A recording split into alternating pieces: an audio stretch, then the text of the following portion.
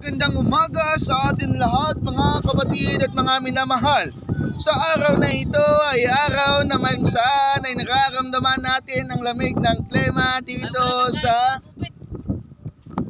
ng Palawan.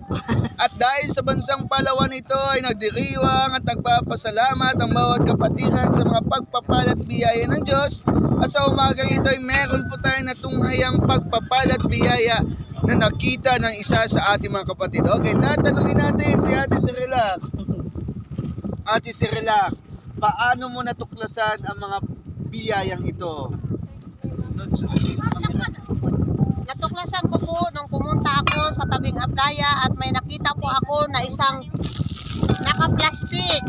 Kaya ito po ay aking binuksan at para malaman kung ano po ang kanyang laman. At ngayon po natuklasan namin na ang laman ay ito po, Pastor. Okay, maraming salamat po sa mga balitang handog ng Iloboy Grace Gospel Church of God. Hanggang sa muling pagkikita, bye-bye!